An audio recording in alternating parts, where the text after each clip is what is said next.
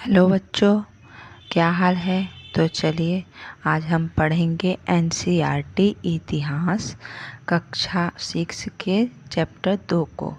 Chapter का शीर्षक है आरंभिक मानव की खोज। तो सबसे पहले जो हमें इस चैप्टर में शब्द पढ़ने को मिलता है वह है आखेटक या खाद्य संग्राहक।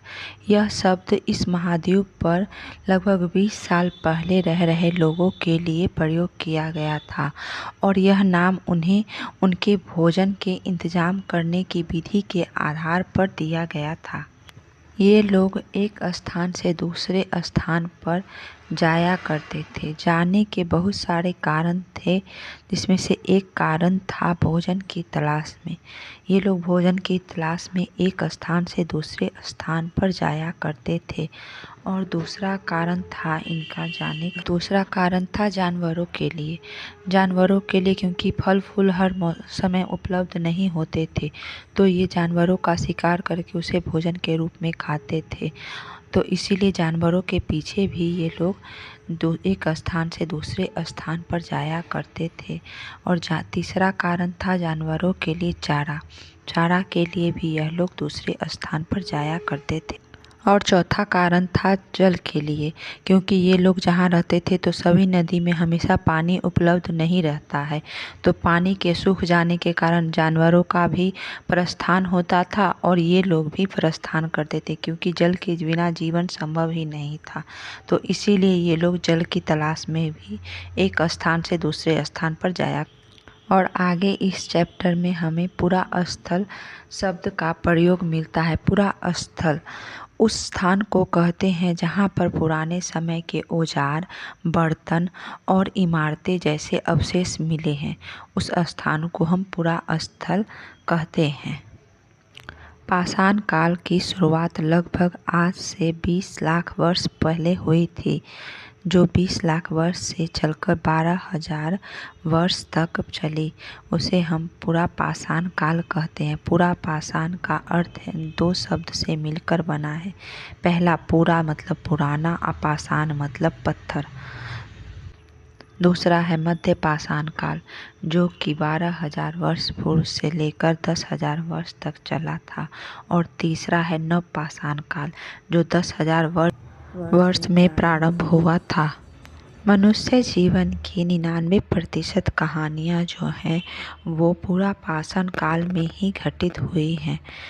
तो चलिए थोड़ा पुरा पाषाण काल को समझते हैं। पुरा पाषाण काल के कुछ स्थलों की जानकारी हमारे चैप्टर 6 में दी गई है, जिसमें एक है भीमबेटका, दूसरा है कर्नूल की गुफा, तीसरा है हुंगसी। तो चलिए एक एक करके हम इसे समझेंगे कि इसमें क्या साक्ष्य मिले हैं। भीमबेटका पुरा पाषाण काल का एक महत्वपूर्ण प्रमाण मिला है। यहाँ पर रह रहे लोग गुफाओं में रहते थे और गुफाओं में चित्रकारी के साक्ष्य मिले हैं। इससे पता चलता है कि यहाँ रह रहे लोगों को चित्रकारी का ज्ञान हो चुका था। इन चित्रों को शैल चित्र कहा जाता है, क्योंकि शैल मतलब होता है पत्थर और चित्र मतलब चित्र। तो शैल चित्र इसलिए कहा गया क्योंकि ये पत्थरों पर चित्रकारी की गई थी, तो इन्हें शैल चित्र के नाम से जाना जाता है। पुरा पाषाण काल के जो दूसरे स्थल के बारे में हमें जानकारी मिलती है वो है कर्नूल का गुफा।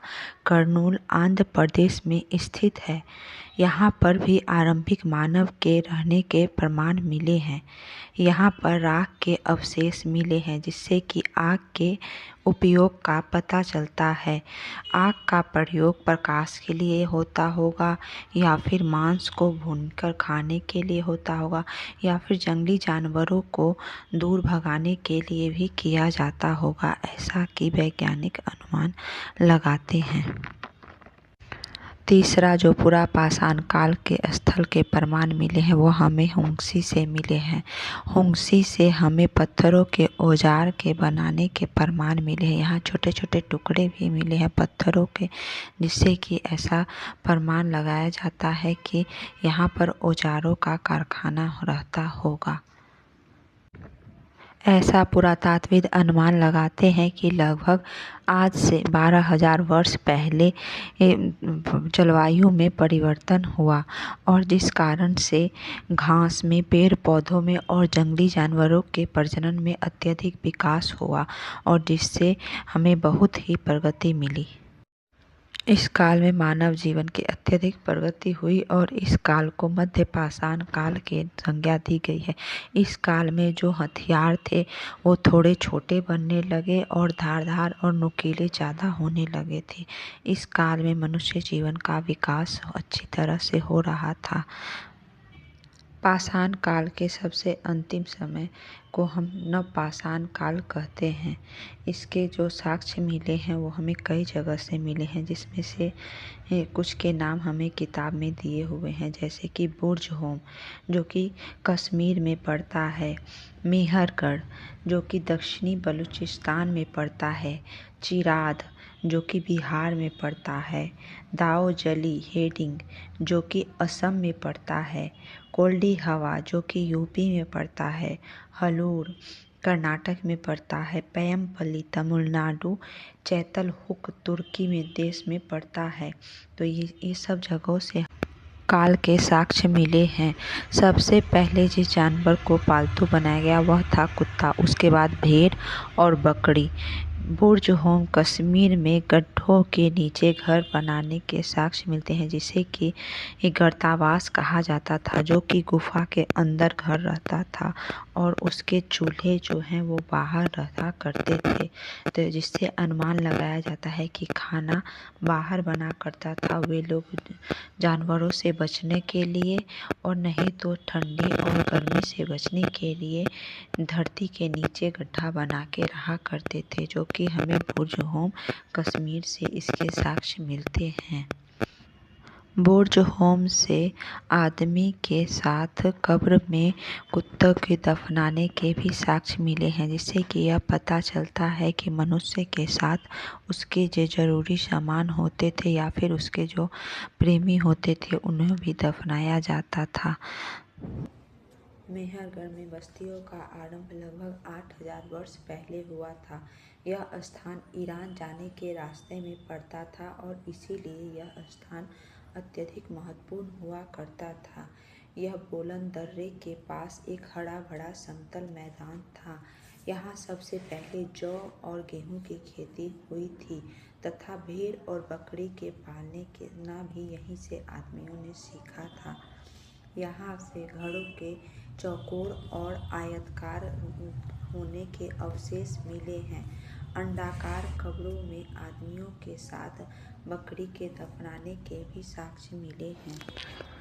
महाराष्ट्र के पाटने से शुतुरमुर्ग के अंडे पर चित्रकारी किए हुए अंडे के साक्ष्य मिले हैं। हड्डियों के इससे यह महत्वपूर्ण हो जाता है। यहाँ पर वक्राकार शुतुरमुर्ग के अंडे तो बहुत जगह से मिले हैं।